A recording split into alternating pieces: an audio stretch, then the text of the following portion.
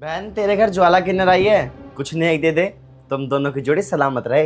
दीदी माफ कीजिएगा, हमारे पास आपको देने के लिए कुछ भी नहीं है। हाँ जी दीदी, हम आपको आज खाली हाथ वापस लौटा रहे हैं। क्या हुआ, घर में कुछ दिक्कत चल रही है क्या? हाँ दीदी, हम चाहे कितना भी कमा ले लेकिन हमारे घर में पूरा ही नहीं पड़ता, हमारी बरकत ही नहीं होती है। जी गुरु माँ, मैंने कल की टिकट करवा ली है, मैं जल्दी आ जाऊंगी।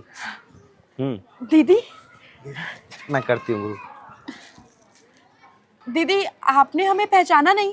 अरे याद नहीं आ रहा बेटा मुझे, मैंने तुम लोगों को कहाँ पर देखा है। दीदी, मैं धनराज और ये हितांशी। हम आपके पास आए थे ना, जब हमारे घर में 1 रुपया भी ना बचता था। जितना भी कमाओ सब खत्म हो जाता था। क्योंकि मेरे पति शराब पीने लग गए थे, इनको शराब की लत इतनी लग गई थी कि अपना घर परिवार इनको कुछ नहीं दिखता था, और जो कमाते थे सारा शराब में लुटा देते थे। उसके बाद आप आई थी। हितांशी, हितांशी, हाँ जी आई जी। यार 1 कप चाय बना दो। कहाँ से लाऊं चाय में? घर में ना चीनी है, ना चाय पत्ती है, ना दूध है, और घर में खाना बनाने के लिए राशन तक नहीं है, ना चावल ना दाल। तो 1 गिलास पानी ले आओ।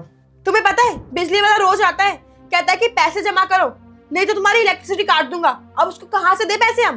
कितने का बिल है इस बार का? पूरे 3000 रुपए। 3000? हाँ पूरे 3000। इतना बिल कैसे आ सकता है? मुझे क्या पता कैसे आ सकता है, हम दोनों घर तो रहते नहीं है, बाहर जॉब पे रहते हैं, रात में आते हैं सुबह चले जाते हैं। मुझे तो कुछ समझ नहीं आ रहा क्या चल रहा है, ये किसकी नजर लग गई हमारे घर पे। हाँ हितांशी, मुझे भी समझ में नहीं आ रहा। हम दोनों मिलाकर 60-70 हजार रुपए कमाते हैं, उसके बाद भी खुश नहीं है। और वो 15 से 20 हजार कमाने वाले, वो लोग तो खुश हैं। वही तो, पता नहीं क्या चल रहा है। मैं भी काम करती हूँ, तुम भी काम करते हो, दोनों मिलके जॉब करते हैं, लेकिन हमारा 50-60 हजार में गुजारा नहीं हो पा रहा। मुझे तो कुछ समझ नहीं आ रहा कि किसकी काली नजर लग गई मेरे घर पे। इस घर की बरकतें नहीं हो रही है। बहन तेरे घर ज्वाला किन्नर आई है, कुछ नहीं दे दे। तुम दोनों की जोड़ी सलामत रहे।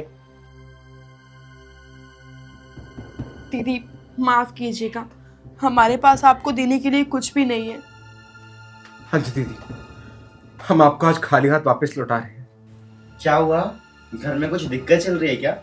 हाँ दीदी, हम चाहे कितना भी कमा ले लेकिन हमारे घर में पूरा ही नहीं पड़ता, हमारी बरकत ही नहीं होती है।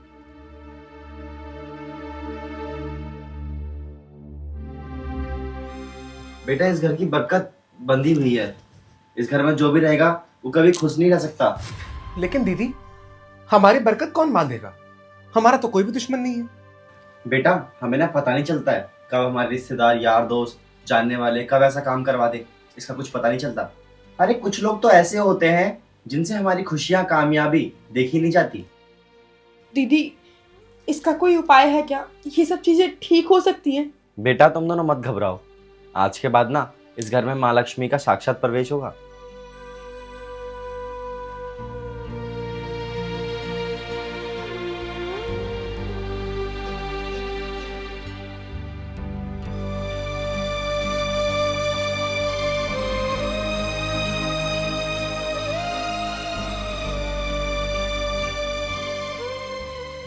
बेटा तुम लोग बिल्कुल परेशान मत हो, माता रानी का आशीर्वाद हमेशा तुम पे बना रहेगा, तुम्हारे घर में बरकत फिर से लौट आएगी।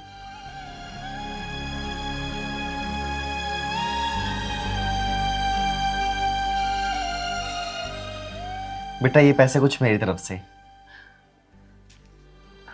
दीदी लेकिन आप क्यों ऐसे? तुम इन्हें रख लो और अपने घर का राशन भरवाओ। दीदी आपका बहुत बहुत धन्यवाद, हम बहुत मुसीबत में थे, हम जितना कमाते हैं वो सारा पता नहीं कहाँ खर्च हो जाता है। हाँ दीदी, इस बार आप हमें माफ कर दीजिए। आप हमारे घर आई और हम आपको खाली हाथ भेज रहे हैं। कोई बात नहीं, तुम दोनों खुश रहो, अब मैं चलती हूँ।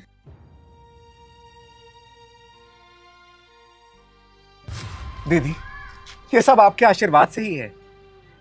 हाँ दीदी, उस दिन था और आज का दिन है।